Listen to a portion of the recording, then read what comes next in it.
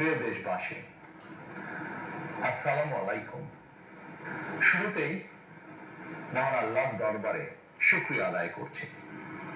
হাজারো শহীদের প্রাণের বিনিময়ে আমরা দেশ এবং জনগণের স্বাধীনতা, সার্বভৌমত্ব রক্ষা করতে পেরেছি।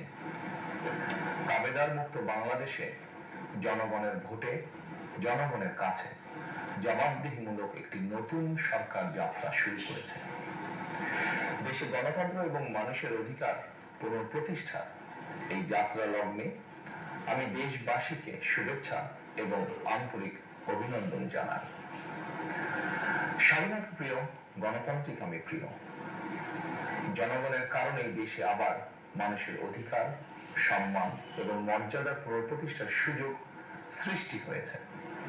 আমি দেশবাসীর উদ্দেশ্যে একটি বার্তা দিয়ে বলতে চাই, মুসলমান, হিন্দু, বৌদ্ধ, খ্রিস্টান তথা দল, মত, ধর্ম, বর্ণ নির্বিশেষে পাহাড়ে কিংবা সমতলে বসবাসকারী এই দেশ আমাদের সবার।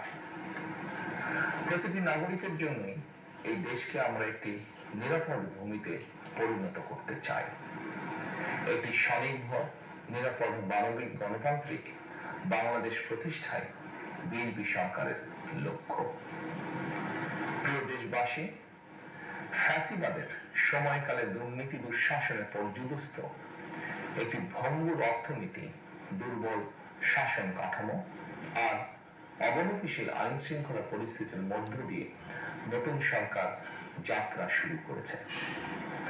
আইন শৃঙ্খলা পরিস্থিতির উন্নয়ন এবং কঠোরভাবে দুর্নীতি নিয়ন্ত্রণের মাধ্যমে জনগণের মনে শান্তি, নিরাপত্তা ফিরিয়ে আনাই হচ্ছে আমাদের সরকারের প্রধান অগ্রাধিকার।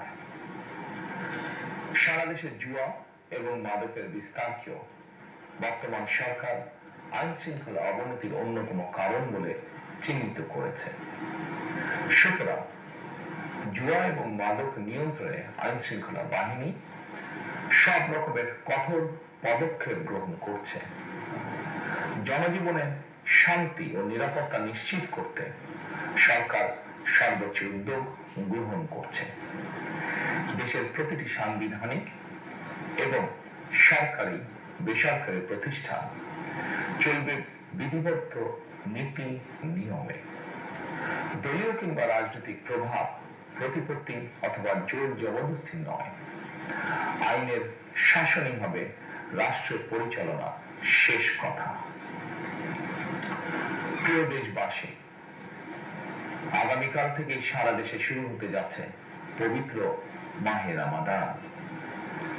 আমি দেশবাসীকে পবিত্র মাহে রমাদানের শুভেচ্ছা জানাই। রমাদান আত্মশুদ্ধির মাস। আমরা যদি আত্মশুদ্ধি শব্দটির মর্মার্থ উপলব্ধি করি, তাহলে এই মাসে মানুষের ভোগান্তি বাড়ার কথা নয়। যদিও আমাদের অনেকের মধ্যেই এই মাসটিকে ঘিরে ব্যবসায় অধিক মুনাফা লাভের প্রবণতা লক্ষণীয়। আপনাদের প্রতি আমার বিনীত আহ্বান, রমাদানের পবিত্রতা রক্ষার্থে এই মাসটিকে আপনারা ব্যবসা মুনাফা লাভের মাস হিসাবে পরিগণিত করবেন না। দ্রব্যমূল্য যাতে সাধারণ মানুষের নাগালের বাইরে না যায়, এই ব্যাপারে ব্যবসায়ীরা দয়া করে সতর্ক থাকবেন। হাজারো প্রাণের বিনিময়ে একটি মাফিয়া সিন্ডিকেটের পতন ঘটিয়ে রাষ্ট্র এবং সরকারের জনগণের অধিকার প্রতিষ্ঠার অঙ্গীকার নিয়ে আমরা রাষ্ট্র পরিচালনার দায়িত্ব গ্রহণ করেছি।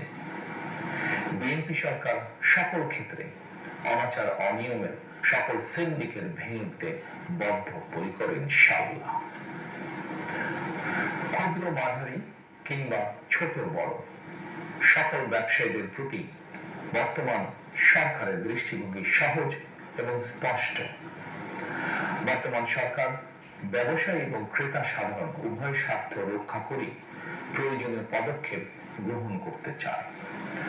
সুতরাং সরকারের পক্ষ থেকে কি ধরনের উদ্যোগ গ্রহণ করলে বাজার পরিস্থিতি নিয়ন্ত্রণে থাকবে কিংবা ক্রেতা বিক্রেতা উভয়েরই স্বার্থ রক্ষা হবে, এই ব্যাপারে আপনাদের যে কোনো ধরনের পরামর্শ কিংবা অভিযোগ শুনতে সরকার প্রস্তুত। ক্রেতা বিক্রেতা গ্রহীতা এই সরকার সকলেরই সরকার, এই সরকার আপনাদেরই সরকার।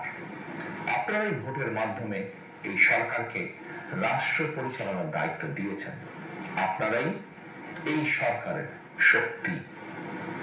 প্রিয় দেশবাসী, পবিত্র রমাদান মাসে রোজাদারগণ বিশেষ করে ইফতার, তারাবি, সেহরি এই সময়গুলোতে নিরবিচ্ছিন্নভাবে গ্যাস, পানি ও বিদ্যুৎ সরবরাহ পেতে চান। এই বিষয়টি নিশ্চিত করতে এরই মধ্যে আমি সংশ্লিষ্ট কর্তৃপক্ষকে নির্দেশনা দিয়েছি। অপচয় রোধ করে কৃচ্ছ্রতা সাধন প্রতিটি মুসলমানের ইমানি দায়িত্ব। অফিস আদালতে বিনা প্রয়োজনে কিংবা প্রয়োজনের অতিরিক্ত গ্যাস, বিদ্যুৎ, পানি খরচের ব্যাপারে সচেতনতা অবলম্বন করাও ইবাদতেরই অংশ বলেই আমি মনে করি। দেশের সকল সরকারি বেসরকারি কর্মকর্তা কর্মচারী এবং জনসাধারণের প্রতি কৃচ্ছ্রতা সাধনের আহ্বান জানানোর আগে আমি সরকারের মন্ত্রী এবং বিএনপি সংসদ সদস্যদেরকে দিয়ে একটি দৃষ্টান্ত স্থাপন করতে চেয়েছি। বিএনপি সংসদীয় দলের প্রথম সভাতেই আমরা সিদ্ধান্ত নিয়েছি, বিএনপি থেকে নির্বাচিত কোনো সংসদ সদস্য সরকারি সুবিধা নিয়ে ট্যাক্স ফ্রি গাড়ি আমদানি করবেন না এবং প্লট সুবিধাও নেবেন না। আমি আপনাদের সামনে বলেছিলাম, রাষ্ট্র পরিচালনার সুযোগ পেলে বিএনপি সরকার মহানবীর ন্যায়পরায়ণতার আদর্শ অনুসরণ করবে। আমি মনে করি বিএনপির সংসদীয় দলের এই সিদ্ধান্ত ন্যায়পরায়ণতার আদর্শেরই একটি অন্যতম প্রতিফলন। প্রিয় দেশবাসী, বিভাগীয় শহরগুলিতে বিশেষ করে রাজধানী ঢাকায় যানজট অত্যন্ত নিয়ন্ত্রণহীন। হাটে মাঠে ঘাটে, অফিস আদালতে জনগণের ভোগান্তির শেষ নেই। জনজীবনের নানা ক্ষেত্রে জনদুর্ভোগ লাঘব করা না গেলে জনমনে স্বস্তিও ফিরবে না। রাজধানীতে জনসংখ্যার চাপ কমাতে বিকল্প ব্যবস্থা গ্রহণ করা জরুরি হয়ে পড়েছে। মানুষ তার নিজ জেলায় কিংবা নিজের বাসা বাড়িতে থেকেও যাতে সহজভাবে সঠিক সময় অফিস, আদালত, ব্যবসা বাণিজ্য করতে পারেন, সেই লক্ষ্যকে সামনে রেখেই সারা দেশে রেল যোগাযোগ ব্যবস্থা ঢেলে সাজানোর উদ্যোগ নেওয়া হচ্ছে। এই পরিকল্পনার অংশ হিসাবে প্রথমেই রেল, নৌ, সড়ক এবং সেতু মন্ত্রণালয়ের কার্যক্রম পুনর্বিন্যাস ও সমন্বয় করা হচ্ছে। আমরা মনে করি সারা দেশে রেল যোগাযোগ ব্যবস্থার সহজ, সুলভ এবং নিরাপদ করা গেলে একদিকে যেমন জনগণের শহর কেন্দ্রিক বা নগর কেন্দ্রিক নির্ভরতা কমবে, অপরদিকে পরিবেশেরও উন্নতি হবে।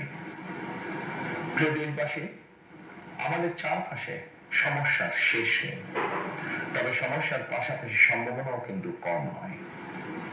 আমাদের বৃহৎ জনগোষ্ঠীকে যদি আমরা দক্ষ জনশক্তিতে রূপান্তরিত করতে পারি, তাহলে জনসংখ্যাই হবে আমাদের জনসম্পদ। আমরা নিজেদেরকে দক্ষ করে গড়ে তুলতে পারলে শুধু বাংলাদেশই নয়, বিশ্ব বাজার আমাদের জন্য উন্মুক্ত। তথ্য প্রযুক্তির সিঁড়ি বিশ্ব এখন কৃত্রিম বুদ্ধিমত্তার যুগে প্রবেশ করেছে। প্রযুক্তির এই প্রতিযোগিতামূলক বিশ্বে সম্মান এবং স্বচ্ছতার সঙ্গে টিকে থাকতে হলে আমাদেরকে কোনো না কোনো একটি বিষয় বা কাজে পারদর্শী হতে হবে। দেশের কোটি কোটি শিক্ষার্থী এবং তরুণ যুবশক্তির উদ্দেশ্যে বলতে চাই, মেধায়, জ্ঞানে, বিজ্ঞানে নিজেদেরকে যোগ্য করে গড়ে তোলার জন্য যত রকমের সহযোগিতা দেওয়া যায়, সব রকমের সহযোগিতা দিতে বর্তমান সরকার প্রস্তুত। কর্মসংস্থান এবং কর্ম পরিবেশ নিশ্চিত করার সুনির্দিষ্ট অঙ্গীকার নিয়ে বর্তমান সরকার যাত্রা শুরু করেছে। প্রিয় দেশবাসী, দীর্ঘ 18 বছর পর দেশে ফিরে গত বছর 25শে ডিসেম্বর আমি বলেছিলাম, দেশ এবং জনগণের জন্য আই হ্যাভ এ প্ল্যান। 12ই ফেব্রুয়ারি জাতীয় নির্বাচনের আগে দেশের বিভিন্ন স্থানে ঘুরে আমার প্ল্যান, পরিকল্পনা অনেক কিছু আমি আপনাদের সামনে তুলে ধরেছিলাম। আপনারা স্বাধীনতার ঘোষকের প্রতিষ্ঠিত দল বিএনপিকে ভোট দিয়ে রাষ্ট্র পরিচালনার দায়িত্ব দিয়েছেন, সকল পরিকল্পনা বাস্তবায়নের সুযোগ দিয়েছেন। এখন এই সুযোগকে কাজে লাগিয়ে সকল অঙ্গীকার পূরণ করার দায়িত্ব বিএনপি সরকারের। আমরা আমাদের পরিকল্পনা এবং প্রতিশ্রুতি বাস্তবায়নের কাজ শুরু করে দিয়েছি ইনশাআল্লাহ। অঙ্গীকার পূরণের এই যাত্রা পথে আমরা ভবিষ্যতের দিনগুলোতেও আপনাদের অব্যাহত সমর্থন প্রত্যাশা করি। প্রিয় দেশবাসী, সরকার প্রধান হিসাবে আমি দেশবাসীর উদ্দেশ্যে একটি বিষয়ে প্রতি দৃষ্টি আকর্ষণ করে বলতে চাই। নবগঠিত সরকার গঠনের সুযোগ দিতে যারা বিএনপিকে ভোট দিয়েছেন কিংবা দেননি অথবা কাউকেই ভোট দেননি, এই সরকারের প্রতি আপনাদের সবার সমান অধিকার। বিএনপি সরকার বিশ্বাস করে দল মত ধর্ম দর্শন যার যার, রাষ্ট্র সবার। এই দেশে এই রাষ্ট্রে একজন বাংলাদেশী হিসাবে আপনার আমার আমাদের প্রতিটি বাংলাদেশী নাগরিকের অধিকার সমান। প্রিয় দেশবাসী, আল্লাহ আমাদের সবাইকে নিরাপদ এবং সুস্থ রাখুন। আল্লাহ আমাদের সকলকে ইতিবাচক পরিকল্পনাগুলো বাস্তবায়নের তৌফিক দিন। পবিত্র রমাদান মাস শুরুর শুভ লগ্নে আল্লাহর দরবারে এই নিবেদন রেখে আমার বক্তব্য শেষ করছি। আল্লাহ হাফেজ।